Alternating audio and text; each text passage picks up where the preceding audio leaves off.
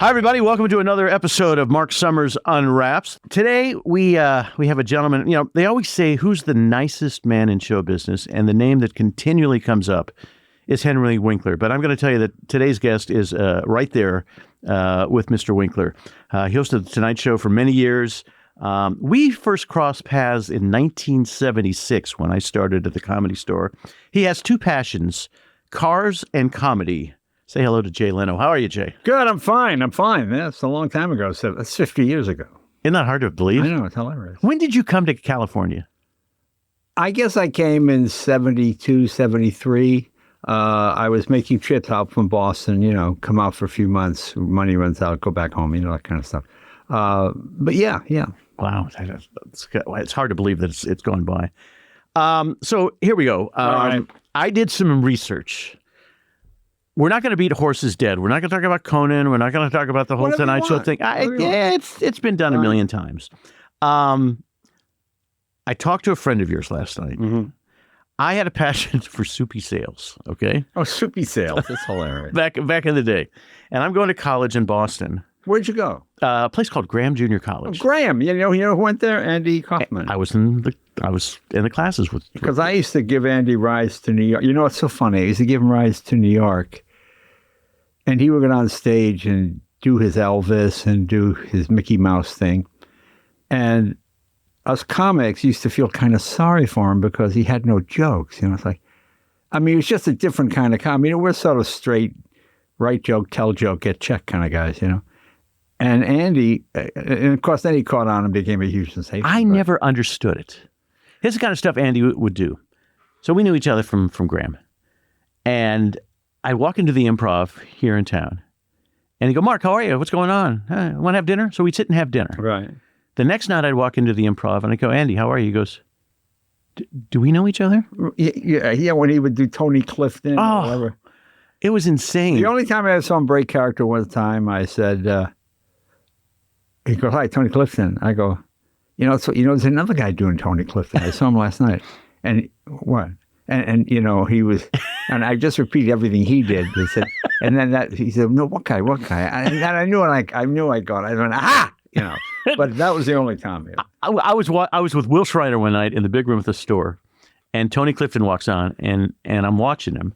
I didn't know it was Andy, and Will says to me, that's Andy. I said, Andy who? He said, Andy. I didn't buy into it initially. I didn't even know how the character happened. Yeah. But he did well. My feeling was when he went into the wrestling thing, he kind of crossed the line. And I kind of think his career was over with after that. I don't know where he was going to go from that, but he had was this after Taxi or before Taxi? After Taxi. After Taxi. Yeah. Okay. Well, he was well known. Wrestling was wrestling. I wrestled Hulk Hogan. No. Yeah. I did it for charity at the some dome play. We had 100,000 people. Oh, my God. So it was all staged, I'm assuming, because Yes, because you rehearsed for 6 weeks. I run this way, you throw me this way, I run this way. To this day, people are going to go, man, look, Jay, I know wrestling is fake, but I could tell, man, you were pissed. I go, no, I wasn't. No, I could tell. No, you can't. Don't you understand? It's not real. We're pretending. No, when you threw him down, you were mad. I wasn't mad. We're acting. It's stupid. I said, thank you very much. But yeah. I did a personal appearance with him, and we were going to the airport together. And his deal was, anytime he did a personal appearance, he had to have a yellow Rolls Royce. Okay. So where do you find a yellow Rolls Royce? Where do you find a yellow Rolls Royce? So we were playing somewhere in Michigan or something. Anyway, so somebody found one in Chicago and they had to drive it up. Right. And he says to me, as we're driving to the airport in a yellow Rolls Royce, I hate being recognized. Oh, yeah. Well, he's got the bandana on and he's wearing the tights. Right. You don't like being recognized? Right. Yeah. I know. That's my favorite thing. It's amazing. So here's what I found out. Yes. You were in a group called Fresh Fruit Cocktail. Fresh Fruit Cocktail. That's right. And you opened for Soupy at the Playboy Club. That's right, yeah. So I probably saw you back in, I guess, the early 70s maybe it was. Playboy Club in Boston, I think. Playboy Club in Boston. We used to do 6 shows a night. Oh, man. And pay you how much? Oh, it wasn't anything, but it was, you had the Playmate room and the Playboy room, something like that. Yes. And so I was working with this female singer, and she had a trio, the Bob Winter Trio. And her deal was, I would she would open in the one room. I would go on, and then she would run upstairs, open the second show. Right. As I was finishing, and I would come upstairs. Oh, man. But she had to carry the drums upstairs and downstairs? up there for every show because the musicians didn't do it. So by the third show, she got big sweat stains under her arms, and her dress is soaking wet. The mascara's running. Hilarious. Wouldn't get out of show business? Oh, yeah. Hilarious. Yeah. I remember that place. I was so naive. I was 21, got in. I was getting ready to do the interview with Soupy, and there was a pool table there, and this voluptuous Playboy bunny came up to me and asked me if I wanted to play pool. I went, of course. So I beat her, and I was all excited, and she said, that'll be $25, please. And I said, for what? I just beat you. And she said, no, it's for the honor to play with me. And so how naive could I be? A kid from Indiana who goes to Boston. And well, I remember Freddie Prinze played. Freddie stayed with me when he came to Boston. And he goes on at the Playboy Club. And he's being very political, And he says something about Nixon. The guy takes out a gun, fires it over. Fires it over Freddie's head. Wasn't trying to hit him, just fires the gun into the ceiling, and everybody hit the floor. It was just crazy, I can't believe it. Even back then, that stuff was going. Oh yeah, going on. Yes, guns been around for quite a while. I can think of a number of presidents that have been assassinated. Yeah, a few times. Yeah. So were you good at improv? I never thought of you as an improv guy. It was, what it is? Here's the trouble with a comedy group. There are some really talented people. Some, like me, like to work. Others, we did a gig this week. Let's take the week off. No. Yeah, to me, I wanted to work every day, And finally, I just went out on my own, and it was actually the best move I ever made.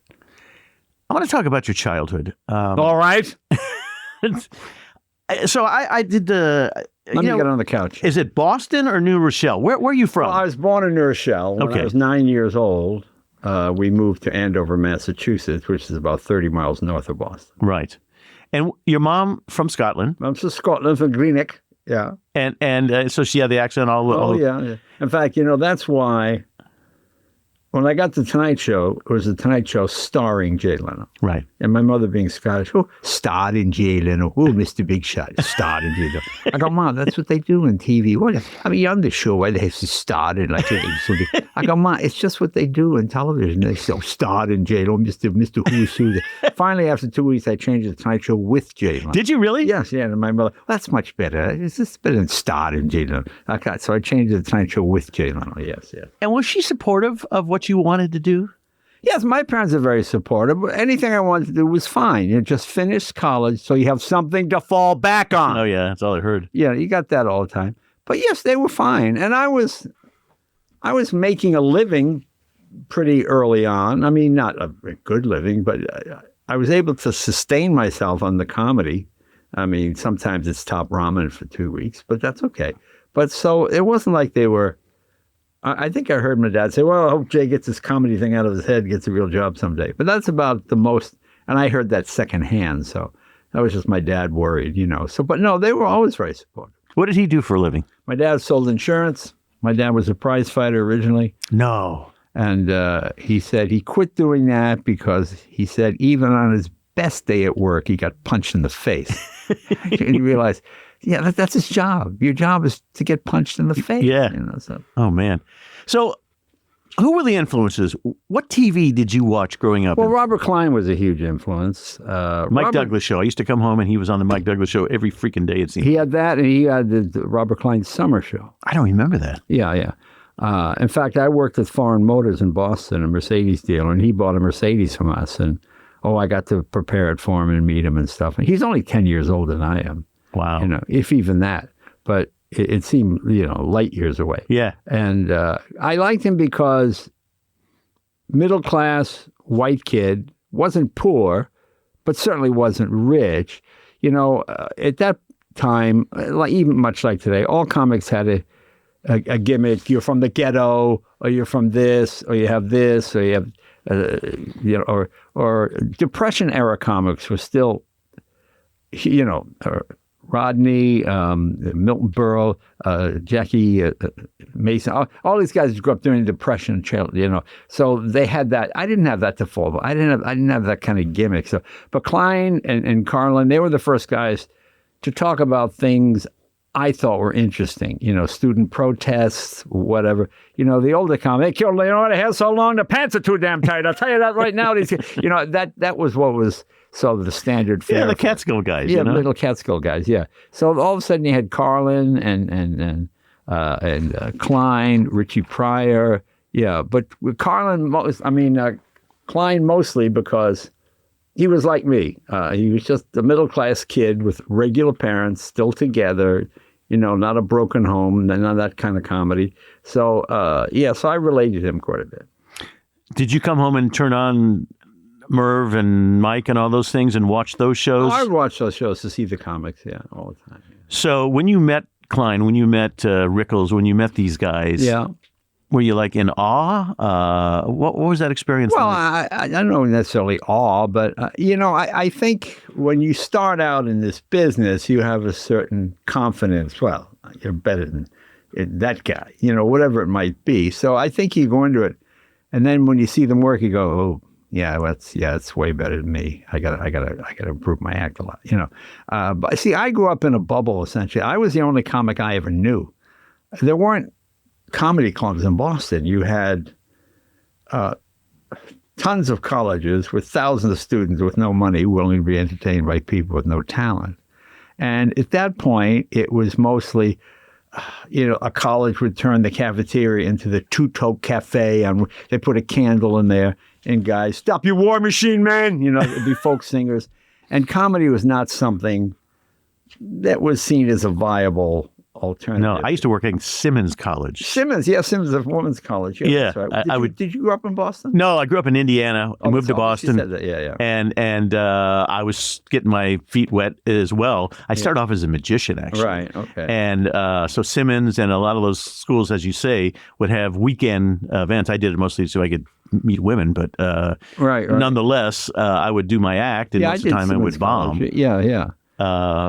So. Well, I'm trying to think. You used to drive to the Improv from Boston every day. Every day? Yeah, every day. Do 20 minutes and drive back? Yeah, that was pretty much it. Yeah. Really? Yeah.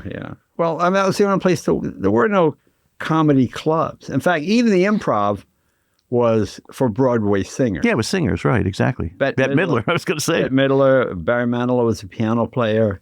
It was, the standard thing was, all right, 2 singers, then you. Okay, Bud would say it. Look, there's 3 singers, then you're on. And on audition night, there'd be no more than half a dozen people. I met Richard Lewis there. I met Freddie Prinze there, Jimmy Walker, all starting out in comedy at the Improv. And we had to wait for the singers to finish. And then eventually it became a comedy room. Yeah. Mostly Broadway singers. And was Bud the same back then? Bud was exactly the same. Yeah. Out of the Isles Boys. Yeah. I mean, he was. Oh, yeah. He was a trip. Well, see, I used to work for Rolls-Royce. So I worked for Foreign Motors of Boston. In those days, Foreign Motors were Rolls-Royce, Mercedes-Benz, Bentley, Citroën. A few marks are no longer even around. Commonwealth Avenue, wasn't it? On Commonwealth Avenue, yeah. And the cars would come into the port of New Jersey at Elizabeth. They would unload them off the dock, and I would drive them back. They didn't even transport cars in those days. Wow. And when people say, why does this Rolls-Royce have 300 miles? Oh, those are test miles done by the factory. But usually just me driving them back. I had no idea. So I would pull up to the Improv maybe 2 or 3 nights a week in a different Rolls-Royce. And Bud was like, who is this kid? Yes. And you never told him, huh? Well, I did tell him eventually, but he was like, how do you have all these Rolls-Royces? That's hysterical. Yeah, very funny. So when was it that you said, I want to do stand-up comedy? Did you watch The Tonight Show growing up? What was it? Well, no, I used to sleep in the alley behind the Improv. No. I remember I'd sleep in that alley. I'd just get some, a heavy jacket or something. And I would see Dyke's the Lumberyard, which is still there, I think. I would see that. But the strange thing was being in the alley was hookers would bring the Johns into the alley. It would just be the most horrible. Oh, man. I just hear these awful noises and, this is terrible. I said, this is my life, really? This is, just living in an alley. It was just awful. Yeah. But I was obsessed. My parents would go to bed and I would sneak back down and turn on Johnny when it was an hour and 45 minutes right. back in the day. Right. And tried to figure out how do you do that? Right. You know, I became a disc jockey in Indianapolis, and one thing led to another. But, you know, at what point did you say, this is what I want to do? And did you want to host The Tonight Show at a young age? Well, I did make that announcement in my high school graduation. Everybody thought it was pretty funny. So you said, I'm going to take over The Tonight Show? Well, I didn't think that. Yeah, that was the only job that was worth having to me in show business. Yeah. I liked Johnny because he was a regular guy. There was no funny costumes. He was just a guy who was funny off the cuff. Even if it was rehearsed, it appeared off the cuff, which is what you want to do. So, yeah, he was the one I thought was the best. I mean, Merv Griffin was nice, but he was a song and dance man, you know, and Mike Douglas sort of the same thing. They weren't really comedians. No, not at all. Johnny was an actual comic who worked Vegas, you know. I remember getting the issue of Life magazine that had Johnny in Vegas, you know, and the reporter followed him on the plane and, you know, all this kind of stuff. So, it seemed very exciting.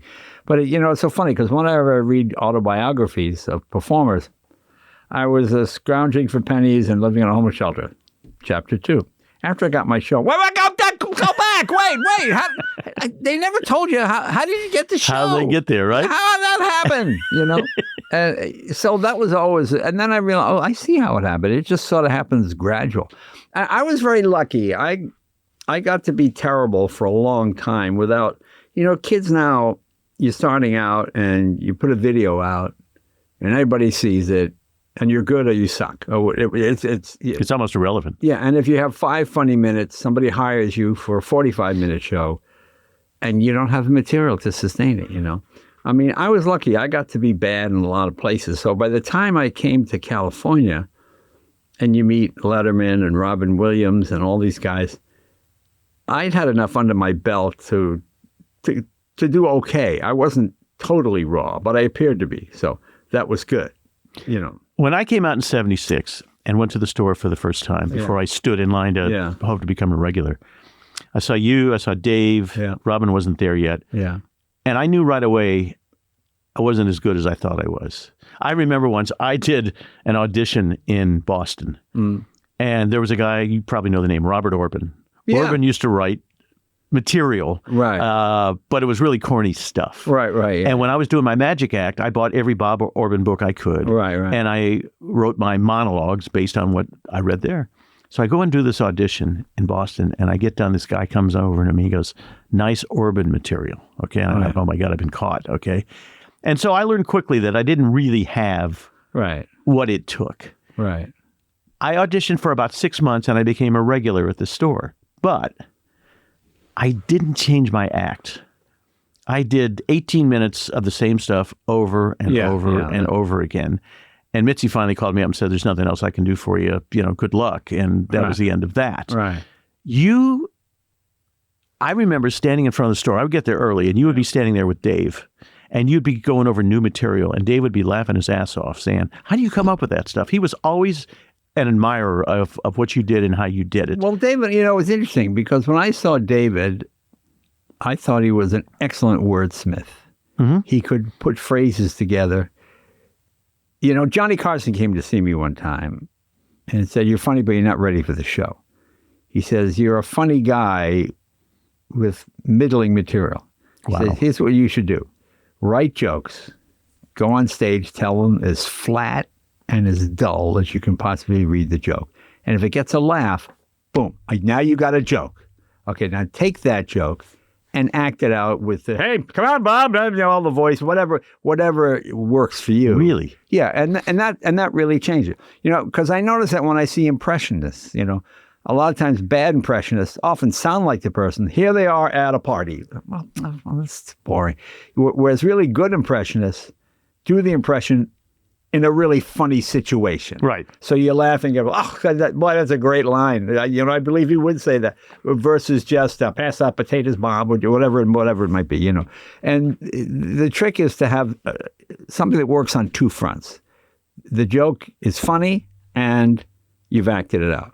You know, when you see a lot of comics like Stephen Wright, they have really excellent material because they're delivering it just flat out straight. Well, he's so unique. Yeah, straight deadpan. But it's so good. You don't need the performance part of it. In fact, what he does enhances it and sort of makes it funnier. Yeah. You know, but so I remember using that. I remember because Letterman was a bit shy. Like, to me, my favorite, Letterman always got nervous. Like, when I do the Letterman show all the time, which was, to me, the favorite time of my career. Really? Oh, yeah. Because? Just because. What's your beef? That was the bit. Well, prior to that, when I would do Johnny, I would go, thank you, Mr. Carson. Johnny, call me Johnny. Okay, Johnny. You know, I grew up in New England. You don't really call your parents' friends by the... Jay, this is my parents, Bob and Agnes. Well, how are you, Mr. and Mrs. Minicelli? Nice to meet you. Of course. I can't call you Bob. So I was always a bit uncomfortable. And I felt like they were men and I was a boy. Yeah. You know? Whereas with Letterman, it's the first time I go, hey, Dave, nice tie. You know, and make fun of him. I couldn't do that with Johnny. It would be, oh, no. It would just be disrespectful. You know? Oh, yeah. So that's what I loved about it. So, and knowing Letterman, like when I did the Tonight Show, Letterman show rather, there was a, Italian sandwich shop down there. I'd go down to get a huge meatball sandwich, and I would stand in front of makeup. And when Dave came around the corner, I'd go, oh, Dave, we'll try this. He goes, how can you eat that? You're on in 10 minutes. Oh, Dave, it's delicious.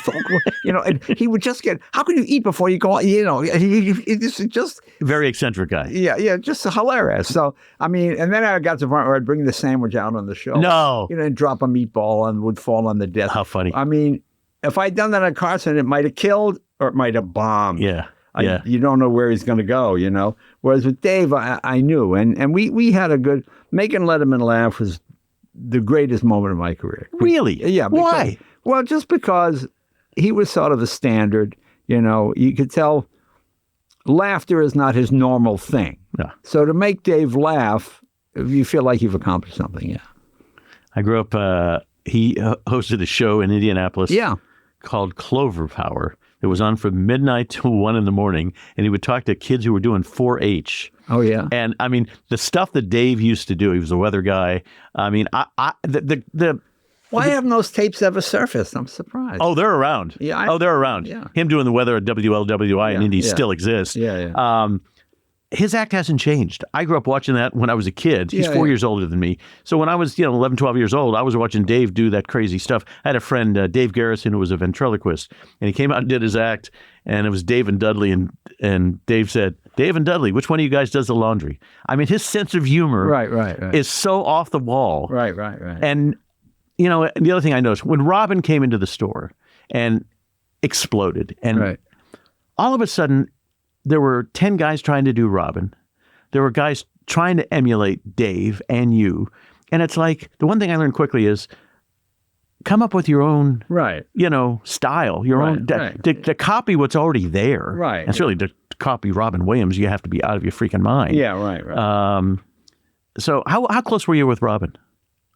When I first met Robin, he was pretending to be Russian. Yeah, still, I remember that little bit. And I said, I saw this Russian kid. He's pretty good, And I would talk to Robin like he was actually from, how long you been here? Oh, they've been here. And then after a few weeks, this guy's not Russian. It just made me laugh. Yeah. He was brilliant. I mean, to me, that was the glory days of the store in the mid-'70s. Right. And then let's talk a minute about the Comedy Store strike, which may be irrelevant to most people. But basically, we were all working at the Comedy Store in the Improv for free. Right. And I don't even know how it started. But well, it started because Mitzi opened Comedy Store West, Comedy Store San Diego, and was making, back in the 70s, hundreds of thousands of dollars a week. Really? I mean, really huge. And we thought, $25 a set, that should be all right. I mean, it's not, the room was sold out. No, it's a training ground. And Mitzi just had this odd, she was wonderful to us all at the beginning. It just got so strange. She thought she could, do you remember a comedian named Jack Graham? Oh, sure. Okay. She told Jackie, no, you're not going to be Jack Graham. You're going to be Jackie Bananas now. And I want you to wear a yellow jacket like a banana skin. And she was telling him how to do his act, and it was just awkward. I mean, that's what, she said, no, this place is a training ground. You don't get paid. And people just wanted cab fare. I mean, you were working there regularly, and you were getting nothing, not even free food. No drinks, nothing, I think. Nothing. We got one drink, maybe, one drink ticket. Well, something, yeah. Yeah. But And it's too bad. But she was just blinded to that, 'cause she was not a bad person or anything. No. She just thought, this is a school and you're learning your craft. And Were you ever there when it was just Sammy's place before Mitzi? no, I think I got there close to the very beginning, 72, 73. I used to sleep on the back stairs because I didn't have a place to live when I came to town. I got off the plane and went directly to the Comedy Store. Really? And I just lived on the stairs in the back there. Good God. Yeah, because, see, there were two places, the Improv in New York and the Comedy Store in Los Angeles. And just when I started getting into comedy, Johnny was talking about making the big move to California. And then just as I sort of got into it and started going to New York, he moved. And when Johnny moved, it took show business with him. Everybody just went to L.A., Yep. New York was dead. Yeah, it became the place. Yeah, now it's back to the place again. But yeah, yeah. So that was that. Yeah, Interesting. Yeah. It was such an interesting time to be there, and she controlled things. But the thing about it was, Sammy at least had opened for Elvis and many people. Right. Mitzi, with all due respect, really didn't know about comedy. No, she didn't, and it was just really awkward, and it was too bad. So we had this comedy strike, and unfortunately, a gentleman by the name of Steve Lebetkin jumped off the. Yeah, I knew Steve. I knew Steve very well. Yeah. And so he passed away. He committed suicide. Yeah. Pardon me? He committed suicide. Yeah. Jumped off there. What's the name of that hotel now? What's it called? It used to be the Continental Hyatt House. Yeah. But I don't know what it is these days. Yeah. And it sort of changed everything. And weren't you responsible for getting the strike to end? You and Dreesen, I think. Is that true or not true? Well, I don't know if that's true. But it's a little silly. We all kind of left, and I remember Mitzi going, "You guys will come back. You can't stay away from this place." I didn't go back for 30 years. Really? I went back a couple months ago to do a thing. I hadn't been on that stage since the 70s. Big room or the regular room? In the big room. They were doing, Adam Ray was... I did the same thing. Yeah. First time I had been there in 30 years. Yeah. It was weird to walk back out there because I remember Pryor and everybody else working there. It wasn't that weird. It was just, after a while, it's a stage. You kind of... but yeah. I mean, show business is, I always say, don't fall in love with a hooker. It's kind of what it is. I have the same friends I've had since high school. I have the same wife, same car, my 55 Buick. And that's my life. Those are my friends, and everything else is, this is all very nice. Thank you. I try not to believe the good stuff or the bad. You're the greatest. No, thank you. Not really. Hey, you suck. Oh, no, not really. But thank you. And that's how you sort of that's how I keep my head, so to speak. So what comic friends do you still hang out with? Oh, Seinfeld. I love Seinfeld. A lot of comedians. I enjoy working with young comedians. They always want to hear the stories, And I work a little club here in Burbank called Flappers, which is a nice, really nice room. Comedy Magic Club in Pomona Beach. I've been there every Sunday since '78. Just trying out material and stuff. So that you still go down there and try out new stuff? Yeah, I mean, that's, I'm dyslexic, so I don't have anything written down. So I didn't know that. I try to carry it all in my head. Yeah, so if I can do an hour and a half once or twice a week, that's fine. That keeps me tight. Yeah. And then you drop in the new joke. I mean, I'll do an hour just to try out one line. The thing about being in L.A. is, unlike other cities, there's always somebody important seeing you for the first time. Right. I know so many comics that are famous now that when I would ask agents, I saw him like 8 years ago. It wasn't anything. Well, yeah, he was reading off a notebook. He was trying out jokes. Well, not to the audience. They paid to buy a ticket. Yeah. They don't want to see a guy just, let me try this out. They want to see a professional comedian. So I would always do a full hour just to try out one or two lines and then just sneak them in and see how they work. I worked an event in San Francisco a couple of years ago called Clusterfest. And Clusterfest sounds like something else, but yeah. It does. Yeah. And there was a comedian who I will not name who was huge and came out with a legal pad and said, "Is this funny? Is this funny? Right. Is this funny?" Yeah. Yeah. And she bombed beyond bombing. Right. And She gave her money back. I talked to the owners, the guys who ran the thing. It was $250,000. Wow. And she gave it back because she said I sucked. Right. Which I respected her for that. Right. Yeah. Needless to say. Right. But I'm always pissed when people do that. And, do your act or don't do your act. But well, I would understand if you were at a, like Largo, whatever the place is, or one of these ones where you just get up and try something. Whole different thing. And the audience understands that. Yeah. When you're saying I'm going to go host the Academy Awards, I'm going to do some jokes, tell me if this works or not. Right. Whole different thing. Yeah. But to have somebody pay and go out and do 90 minutes and read it off Right. Yeah, that's not good. A little bizarre there. Yeah. Your work ethic, did that come from your dad? I mean, recently you've had cars fall on top of you. You've fallen down hills. Well, it's just so funny when you have that, you have Depression-era parents. My mother could never quite figure out the time difference between L.A. and California, L.A. and New York. And my parents used to call me at 6 o'clock on Sunday morning. My mother called me at 6 o'clock thinking it was 9 o'clock. Yeah. So one day she calls me at 8 o'clock. It's 5 o'clock in the morning. Hello? And I go, hello? She goes, are you sleeping? No, I'm up. I'm working. I couldn't say to my mother, it's 5 o'clock in the morning. I'm still sleeping. I had to go, no, I'm working. Are you sure? No, I'm fine, Mom. I'm fine. What's up? Then we'll be talking and everything. Yeah, but yeah.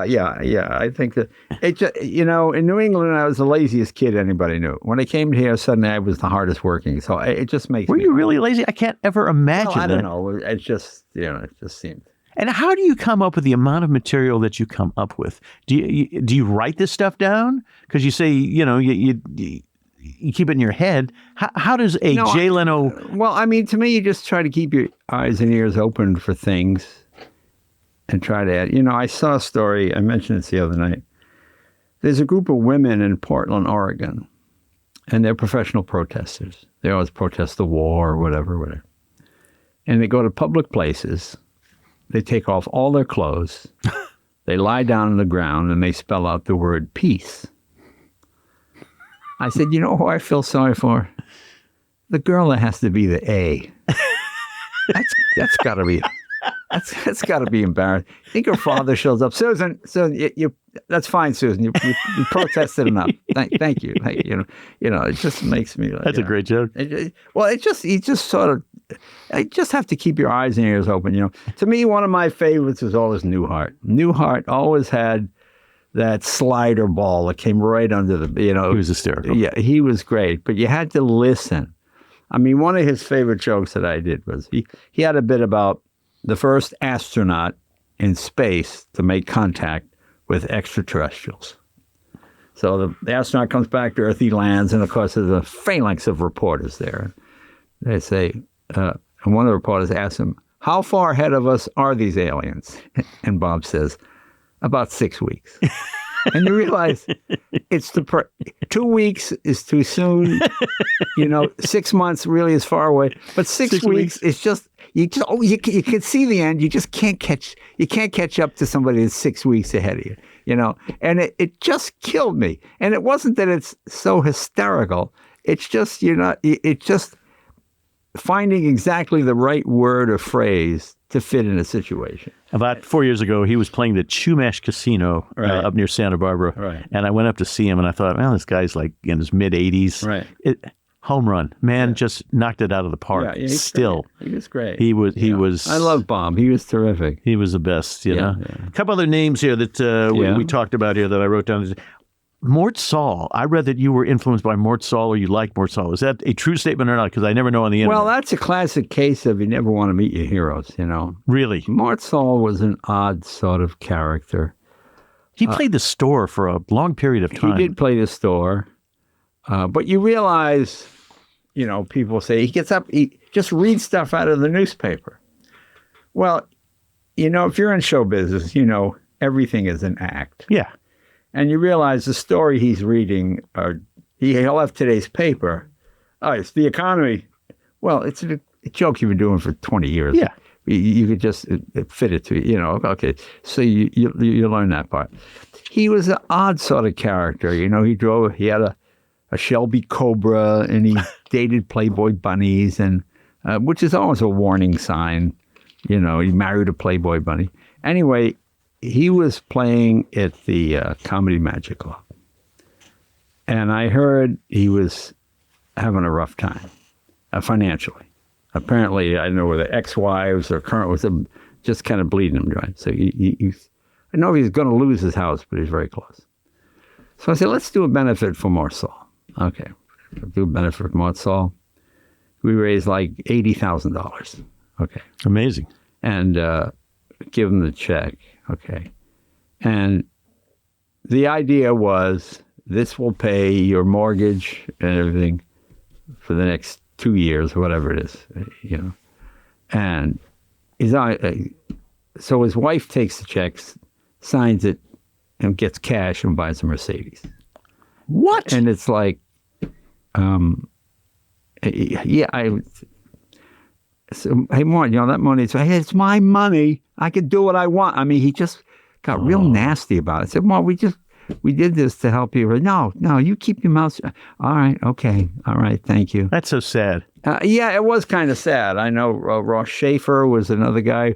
He was involved in it too. And yeah, I think she bought him. I think that I don't want to get sued here. Yeah, right. People are still alive, but the money did not go to its intended where it was place. supposed to Put go. it that way. Yeah, take back the other stuff. But yeah, but that's what it was. And he just got nasty about it. We said, well, Mort, we're trying to help you. No, well, I can handle my own money. It's my money. All right. Okay. Yeah, you're right. I told Ross, let's just back away. Okay. We set it up to be something to pay his mortgage, whatever it was. Let's just walk away from it. And we did. And it's too bad because I thought he was funny. I liked him. But he was one of those guys, he makes a mistake a lot of comedians make. They get too close to the political figure that they admire, and the comedy suffers, you know. Yeah, it was all about Kennedy for so long with him. Yeah. The idea is to sort of make fun of both sides, you know, but yeah. Tell me about Rickles. Oh, I like that. I love Don. He was great. I had dinner with him a couple of times, my wife and I, and he and Barbara. Yeah, it's a very funny guy. You know, it's interesting with Don because on The Tonight Show, we had to edit him a lot. Really? And the black guys stealing hubcaps, you know, this kind of jokes. Yeah. And stuff that doesn't really apply anymore. Right. Because I would look over the band, they'd be like... Well, he couldn't, I mean, thank God he's dead. He couldn't work today. Oh, he can, I guess. Do you think he could?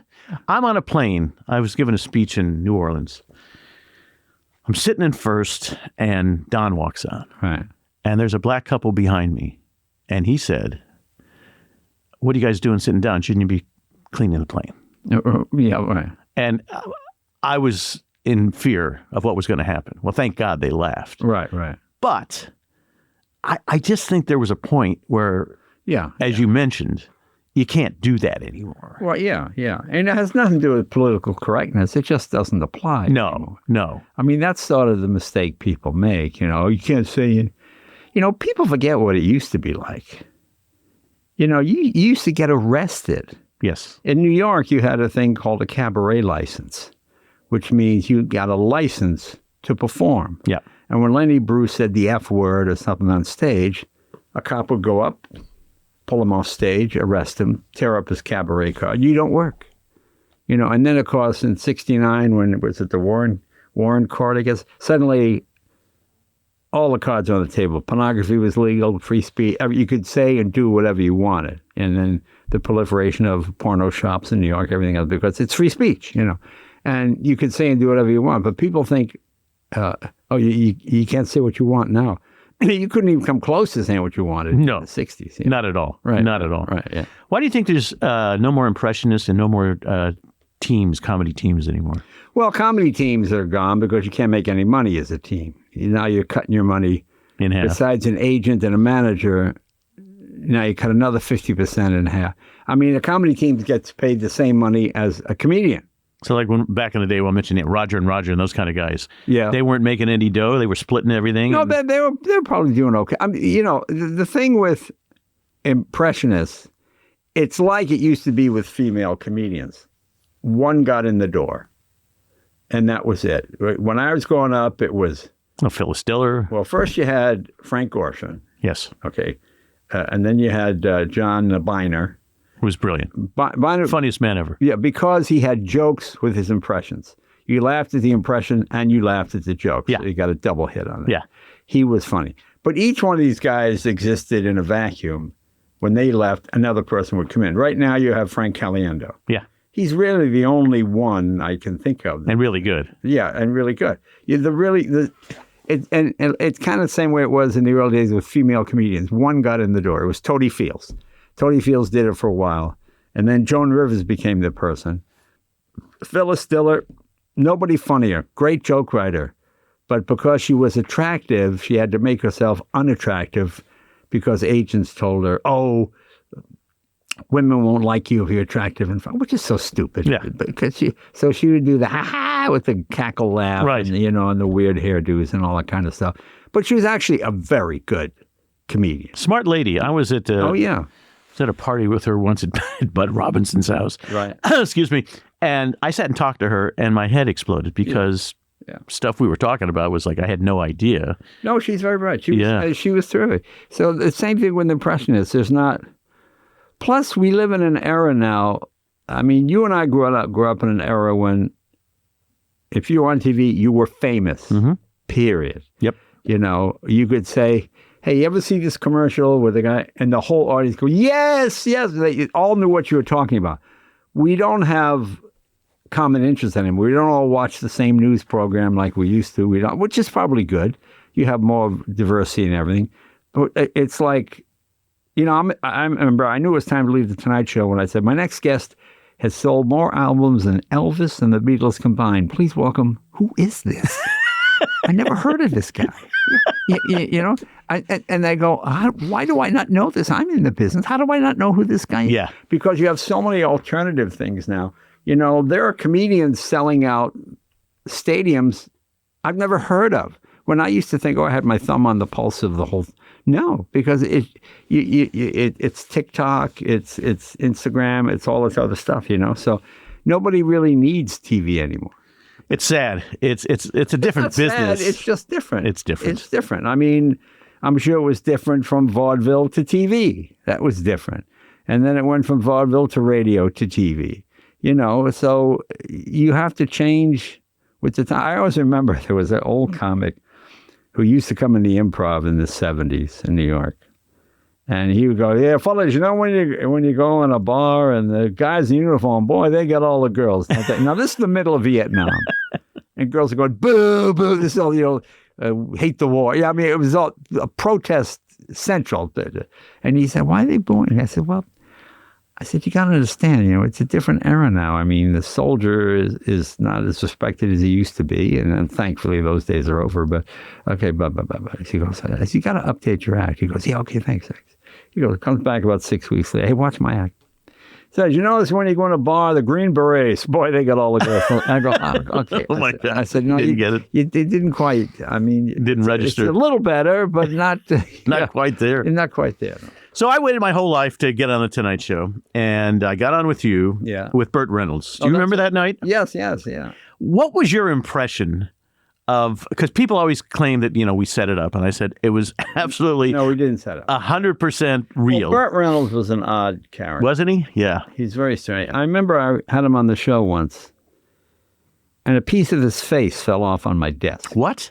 Well, he had a huge amount of like pancake makeup. And while he's talking to me, I hear it. No. Just a chunk, like the size of a thumbnail. Comes off. Just falls. I mean, it just looked like it was a sore. It just fell off on the desk. And I thought, did anybody else see that? Yeah. Well, nobody did, but it just made me laugh. But yeah, he seemed like a conflicted guy. There have all been so many rumors about him. It seemed a nice guy. I did my first Tonight Show with him. You did? It was Burt Reynolds, me, and Diana Ross. And think about it. The guy had to wear a hairpiece, 6-inch lifts in his shoes. I mean, who was this guy? And the rumors that you're talking about, I've heard about for years as well. Well, I don't know whether they're true or not, but I mean, I don't know. A nice guy, certainly a good actor. He made the mistake a lot of guys do.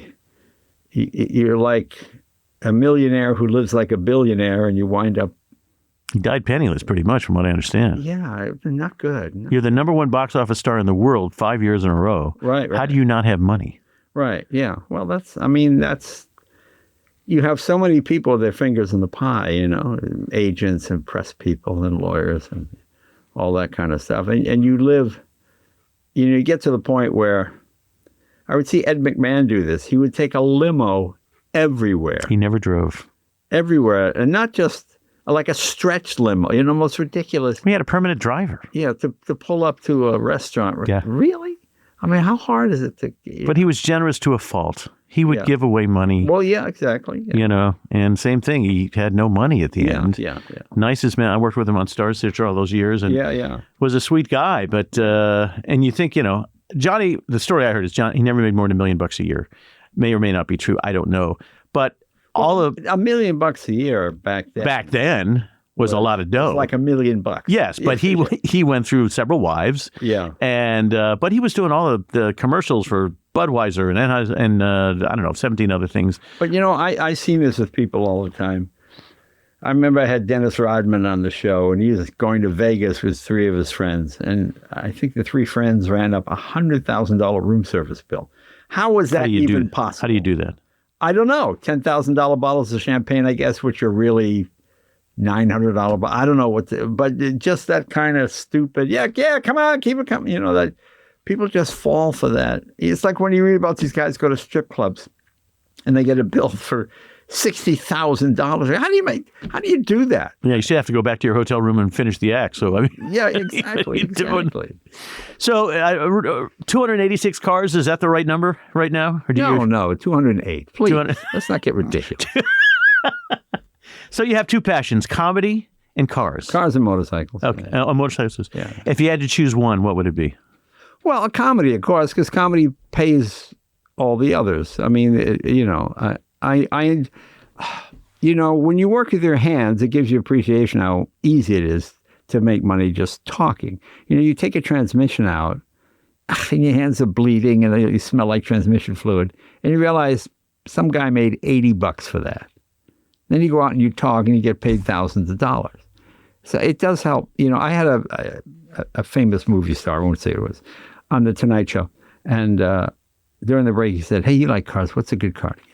I said, "Well, this new Ferrari that came out is pretty unbelievable." And he says to me, everybody's got a Ferrari. I said, okay, well, no, first of all, everybody does not have a Ferrari. No. And if you ever repeat that publicly, you'll be taken on the streets, beaten and killed. I said, most people have never seen a Ferrari, never seen one in person. So the idea, you think everybody has one. And he laughed because he realized how stupid it sounded. But that's what happens when you live in this world, It's like, to me, when I meet comics, they go, I'm not going there for that. I go, okay, what are you doing on a Tuesday that's worth $10,000? Think about that. Yeah. What are you doing on a Tuesday? They all have this. I always remember the famous Joey Bishop story with Sinatra.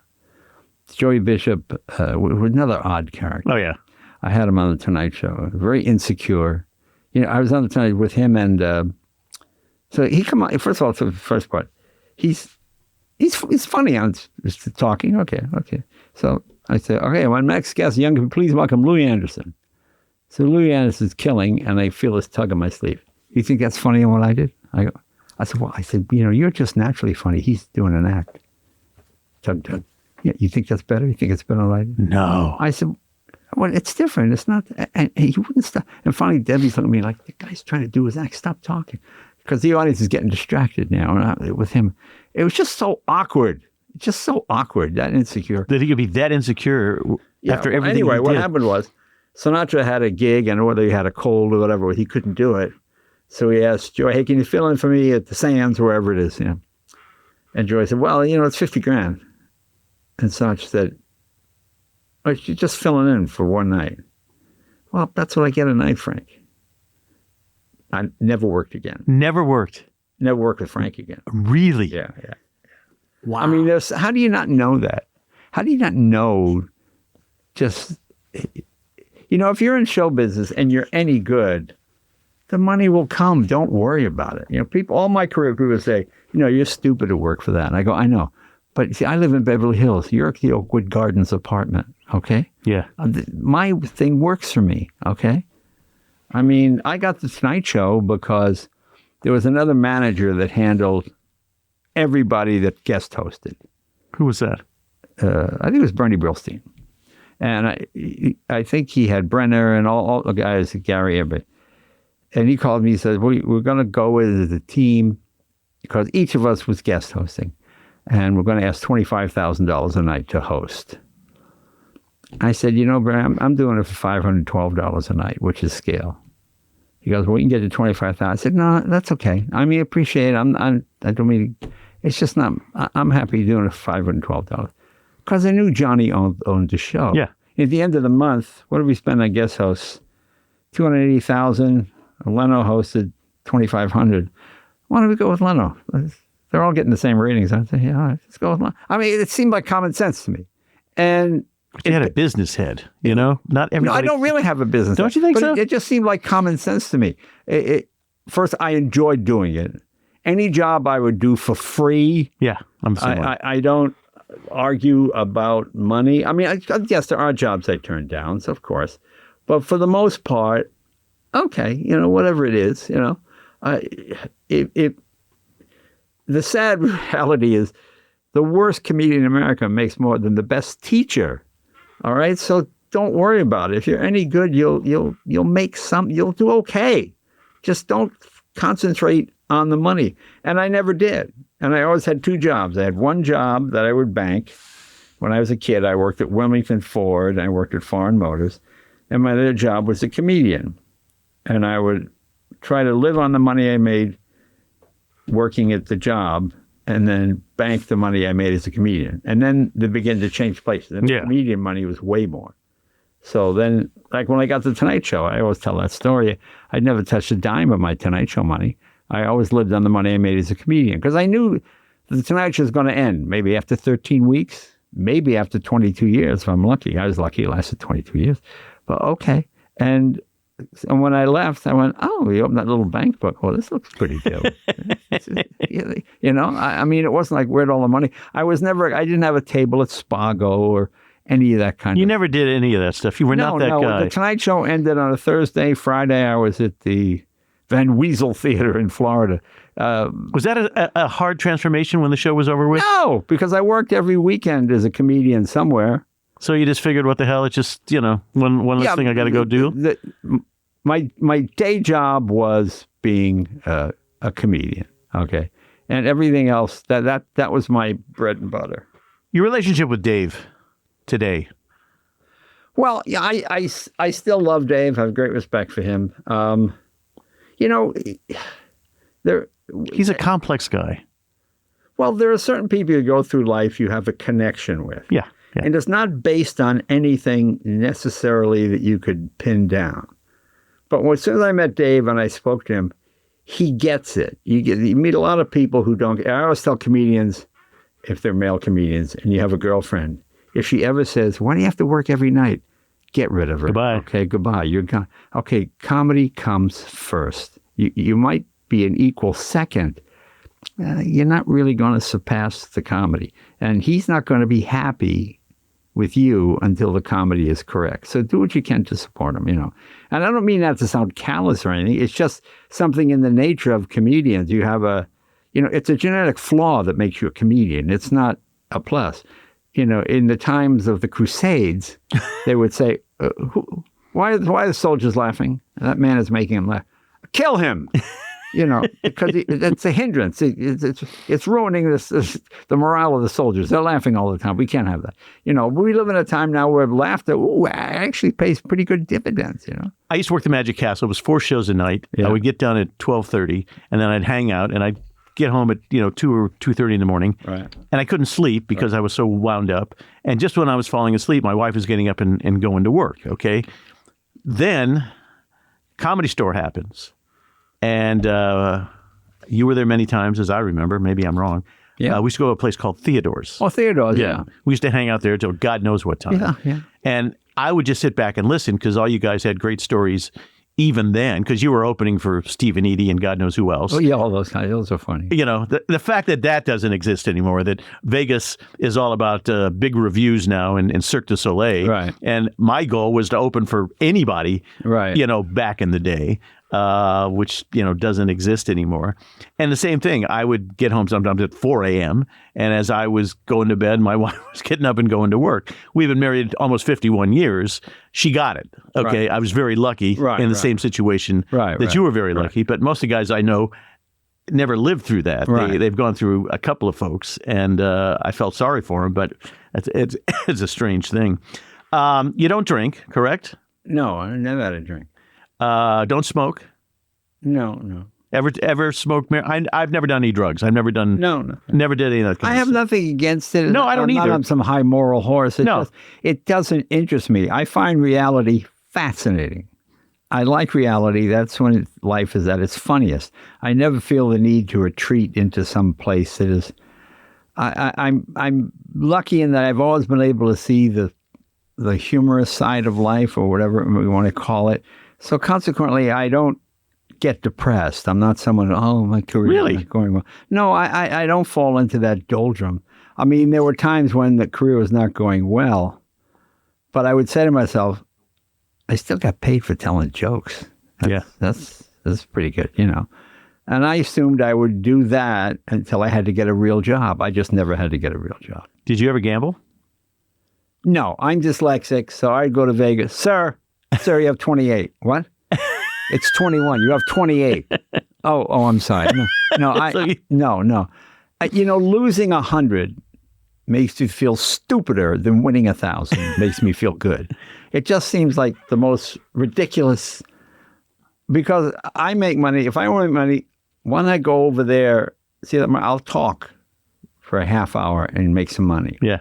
And that, to me, always seemed like the greatest gamble. Oh, my. Without anything. The idea that I have to spend money to make money, that doesn't make any sense. But I realize I'm in a very advantageous position that way. But no, it doesn't interest me. I'm a huge believer in low self-esteem. It is. It is. It's the key to success. If you don't think you're the smartest person in the room, you shut up and you listen. It really is true. When I got the Tonight Show, I said, who's the best lighting person? Who's the best director? Let's hire them. And when they said to me, Jay, you suck tonight, I listened to what sucked. This was wrong. That was wrong. Oh, okay. I have so many friends of mine, they get shows and they feel like, no, I know lighting. Okay, I want this. And you've got a guy who did the lighting on The Godfather or something, and they're telling you one thing, and you're arguing with them. Most people can't do anything. Right. I can do one thing pretty good. It doesn't automatically mean I can do everything in the realm of those things. Right. I don't know lighting. I don't know sound. I don't know any of this.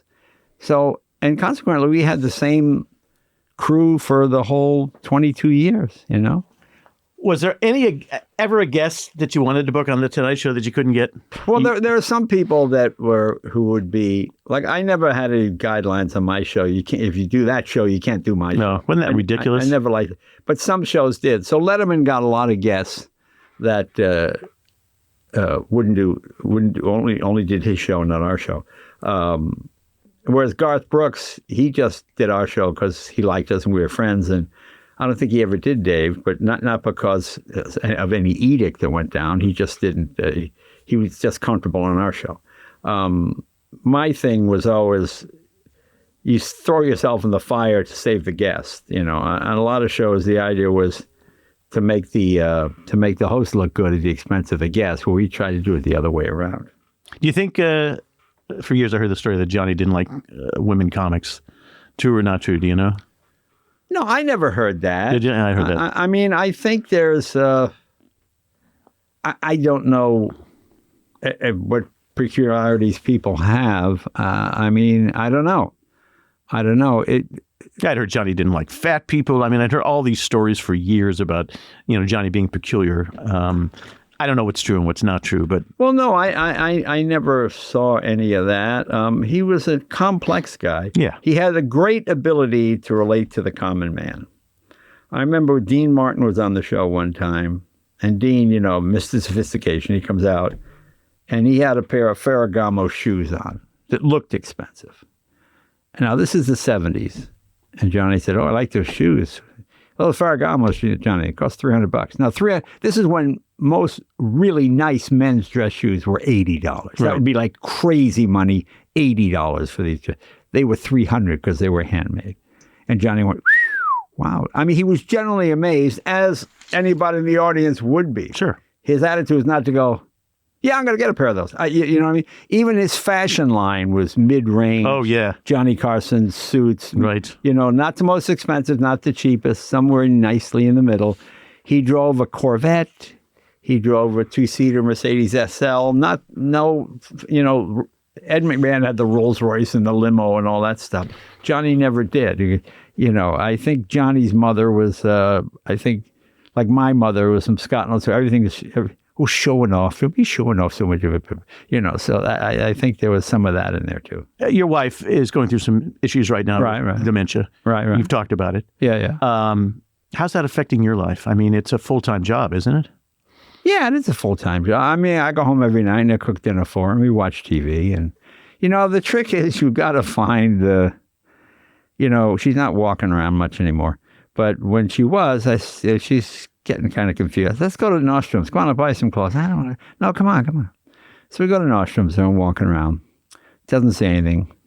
So we go in the shoe department. She sees these bright electric blue sneakers. Oh, I like those. I said, do you like those? Yeah. Salesperson, excuse me. Okay, try these on. You like those, honey? She says, yeah, okay, great. I said, why don't you get another? Put those in the box. Get another pair. She finds some red ones, and I say to the guy, honey, why don't you wear those ones home? Put yours in the box. So she puts the red ones on. She's walking, and she's smiling, and she's happy. I thought, oh, good, she's happy. So I say to the guy, yeah, how much is the book? $24. Okay, yeah, that's fine. Yeah, get another pair. Get a couple of pairs, honey. Okay, so I give the guy the card. He goes, okay, let's see. That is $887. I go, what? No, the sneakers are $24. He goes, those sneakers are $24. The ones on the stand were designed by So it's like some guy hit the blue ones with a bedazzler. And I went, really? Because now she's worn them. Yeah. You know, so now I got them. It just made me laugh. But she was so happy. That's all that matters. It's all right. I'm glad I'm in the financial position to do that. Yeah. I don't, we've been married 45 years and it's fine. The last couple of years, a little tricky. Yeah, it's not the end of the world. She's not in any pain. It's not like she's racked with a brain tumor or got, constant pain from cracked ribs or something.